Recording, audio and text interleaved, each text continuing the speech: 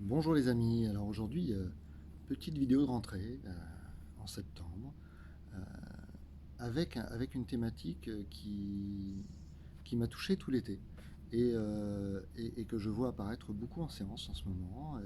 Et je crois que c'est le moment d'en parler, tout simplement pour moi et peut-être pour vous également. Avec un sujet qui est celui des histoires qu'on se raconte à propos de soi-même. Euh, Tout simplement parce que je vois à chaque séance, je vois lors du travail autour de moi la façon dont les gens parlent d'eux-mêmes, dont moi je parle de moi-même. Euh, et on utilise beaucoup l'histoire. On utilise beaucoup, alors voilà, je suis ça parce que je rentre dans des cases, je me définis selon un vocabulaire, selon une histoire personnelle, selon un cadre familial, selon mes enfants, selon euh, mes parents, voilà, je suis le fils de, je suis la fille de, je suis le résultat de ça dans mon histoire. Euh, et il y a un moment où c'est vrai, techniquement, matériellement, dans cette densité de la vie terrestre, incarnée, je parle de l'incarnation et de comment jouer l'incarnation dans une autre vidéo. Je vais peut-être mettre un lien là ou en bio, vous verrez après. Et je verrai après comment je le fais. Euh, mais on se raconte dans cette notion d'incarnation, de ce moment où on s'incarne, en devenant matière, on vit une histoire. On vit une histoire qu'on vit à travers un prisme, à travers une sorte de visière d'un écran qu'on a devant les yeux, qu'on appelle soi, qu'on appelle le personnage. Et sur cet écran, il va y avoir plein d'informations qui vont se projeter.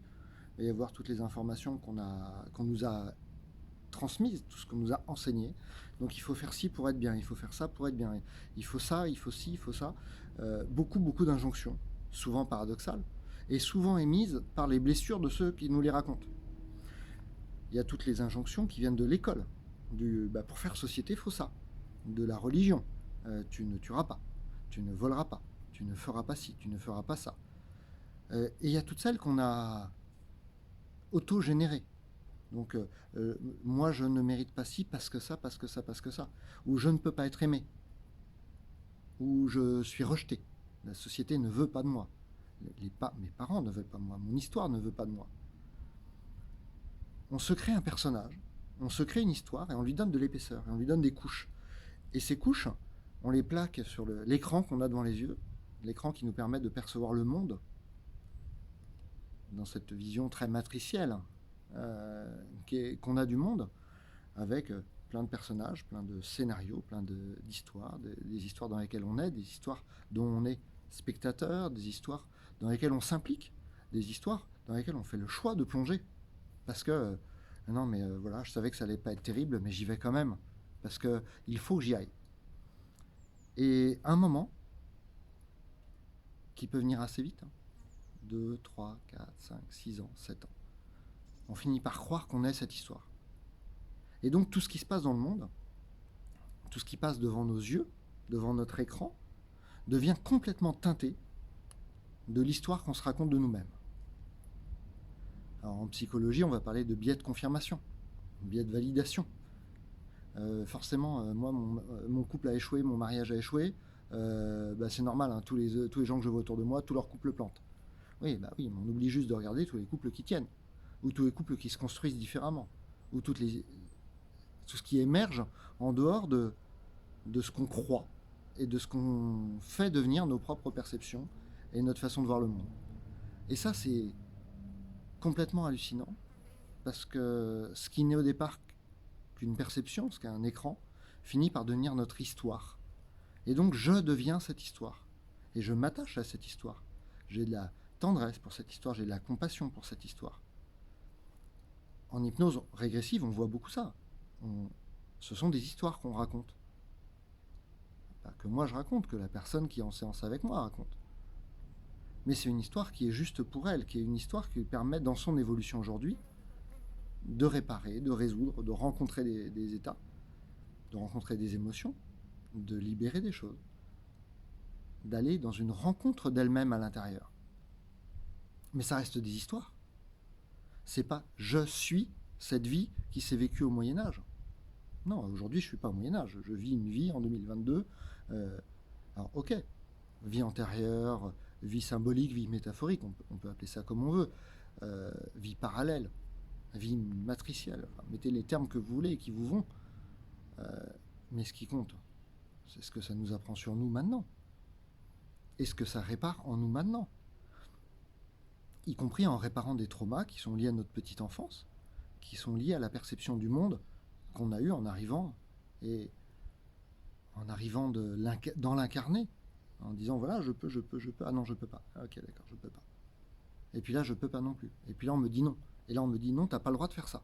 Non, tu ne peux pas faire ça. Non, ce n'est pas bien de faire ça. Non, ce n'est pas juste de faire ça. Non, tu me fais mal si tu fais ça. Mais tout ça, ce sont que des belles lectures. Ce sont que des façons d'interpréter le monde. C'est pas moi. Je ne fais mal à personne. Je ne fais rien à personne. Je essaye de comprendre le monde dans lequel ça fonctionne. Dans lequel je vis. Entre guillemets. Je vis. En tout cas, ça essaye de comprendre l'univers dans lequel je suis, ici et maintenant. Donc je peux me référer à des points historiques. Je peux me référer à je suis là parce que ça, parce que ça, parce que ça. Le transgénérationnel. Mon grand-père, ma grand-mère, mon arrière-grand-père, mon arrière-grand-mère, tel secret, tel truc, etc., qui construisent qui je suis aujourd'hui. Bien évidemment qu'il y a une influence. Il y a une influence jusque dans mes gènes, jusque dans ma génétique personnelle, de l'ordre du personnage, de ce qui s'incarne. Mais si ça, c'était qu'une histoire, ça n'empêche pas de la regarder, de l'appréhender, d'aller la rencontrer et d'aller jouer avec cette histoire. Mais ici, maintenant, tout de suite, est-ce que je suis une histoire ou est-ce que je suis ici et maintenant? Est-ce que je suis ici et maintenant dans un état de présence à moi, de présence au nouveau, d'accepter à cet endroit-là que absolument tout peut exister et tout peut être nouveau, que je crée à chaque instant toute réalité? Ou est-ce que je dois absolument rester scotché à moi je suis ça, parce que, et ça m'amène là? Ok, c'est une histoire. Mais est-ce que je suis cette histoire? Ou est-ce que cette histoire que j'ai rencontrée, dans laquelle je me suis promené, dans laquelle j'ai vécu des drames, dans laquelle j'ai vécu des deuils, dans laquelle j'ai vécu des joies, dans laquelle j'ai vécu des orgasmes, c'est maintenant? Ou c'est juste une histoire? Et est-ce que cette histoire conditionne quelque chose dans ce que je suis maintenant? Non. Ça me raconte des choses sur moi. Je les ai rencontrées, je les ai pas rencontrées. Il y a celles que je rencontrerai plus tard. Des choses. J'ai déjà été voir plein de fois. Ma relation à mes parents. Ma relation à plein de choses dans ma vie. Dans ce que j'appelle ma vie, dans mes conditionnements. Dans ce qui fait que je me prends une énorme émotion dès que j'aborde tel sujet ou tel autre. Mais je peux aller la voir, cette histoire. Je peux l'appréhender. Je peux aller la goûter. Je peux me remettre dedans à chaque instant pour guérir, accueillir pleinement, rencontrer pleinement cette émotion. Mais est-ce que, par là même, ça définit totalement qui je suis? Non, puisque je peux à nouveau la rencontrer. Je peux rencontrer, je peux rematérialiser, je peux aller en visualisation. Je peux aller revivre chaque instant de ma vie. Mais est-ce que chaque instant de cette vie, chaque instant de cette histoire, est-ce qu'il doit être là en permanence? Et est-ce que, de par sa présence, il conditionne mes actes de maintenant? Oui et non. C'est un choix que je peux faire à chaque instant. Et ça ne veut pas dire qu'il faut que je fuis. Je pourrais aller me percher. Je pourrais dire waouh, la vie en arrière-plan elle est super belle. Dans la rencontre de la présence, dans le calme absolu en moi, tout est calme. Et je peux me nier moi-même.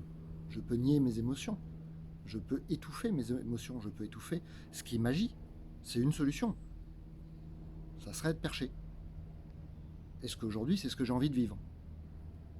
Aujourd'hui, c'est pas ce qui se vit en moi. Et c'est pas ce à quoi je me sens ni appelé, ni ce que j'ai envie d'expérimenter. Mais par contre, dans ce ici et maintenant, qu'est-ce qui se passe? Ici et maintenant, je peux garder les yeux ouverts et voir que, tiens, là, il y a une émotion qui essaye de dire quelque chose. Cette émotion, je peux la relier à un passé, je peux la relier à une histoire. Je peux soit aller la rencontrer dans le passé, c'est ce qu'on fait en hypnose, ou je peux juste l'accueillir maintenant, ici et maintenant. Voir comment elle agit, sans aucune intention sur elle, sans aucune volonté de la changer, sans aucune volonté de la rejeter. Je ne veux rien rejeter, ça fait partie de moi. Pourquoi est-ce que je rejetterais quelque chose qui se vit en moi aujourd'hui? Si ça se vit en moi aujourd'hui et que je le rejette, c'est pas compliqué, ça va revenir. Et ça va revenir probablement avec un joli facteur multiplicateur, parce que ça va me dire, t'as toujours pas compris. Donc, dans ton chemin d'évolution, ça va falloir que tu le comprennes. Donc la première fois, ça vient et ça fait toc toc tout doucement. La deuxième fois, ça fait toc toc toc. La troisième fois, ça arrive avec un coup de massue. Et la quatrième, la cinquième fois, la sixième fois, la septième fois, je vous laisse imaginer. On peut mourir de ça sans difficulté. C'est un chemin. C'est un chemin qui est complètement ok. Je suis totalement ok avec. Mais c'est pas parce que je suis totalement ok avec que par moment, telle ou telle émotion, tel ou tel vécu, tel ou tel bout d'histoire qui ressort, je peux pas aller le voir. Si je peux aussi aller le voir. Et puis peut-être que maintenant, c'est le bon moment pour rencontrer ce petit Cédric qui a 3 ans et demi et qui se sent oublié ou qui se sent rejeté parce qu'il y a son frère, parce qu'il y a tel événement, parce que mon papa ou ma maman n'était pas là ce jour-là, parce qu'il ne pouvait pas, parce que son histoire à lui ou à elle lui faisait croire que c'était pas possible d'être là. Et que le petit Cédric de 3 ans et demi s'est senti rejeté. Mais ça aujourd'hui, à mon âge, avec l'évolution dans laquelle je suis, je peux le rencontrer. Je peux tout à fait aller voir ce petit Cédric de 3 ans et demi. Non seulement je peux aller le voir et lui dire que je l'aime, et qu'il est complètement ok, et que je suis totalement ok avec l'émotion qu'il vit à 3 ans et demi dans cette situation de rejet. Et puis peut-être que, et c'est là la magie de l'univers, c'est là la magie de ce qui peut se vivre par les émotions, par les rencontres, par l'expérience de la présence, peut-être que lui aussi va le sentir. Peut-être que lui aussi va faire « Ah ouais, je vois que tu es là et qu'aujourd'hui tu as les ressources pour me rencontrer. Je les avais pas avant, mais aujourd'hui je les ai. » Et l'histoire, mon histoire, elle sert à ça. Elle sert à aller rencontrer ça. Elle sert pas à me définir, à arriver en disant « Voilà, je suis un bloc, tu prends le bloc. Le bloc, c'est mon histoire. » Je suis pas mon histoire.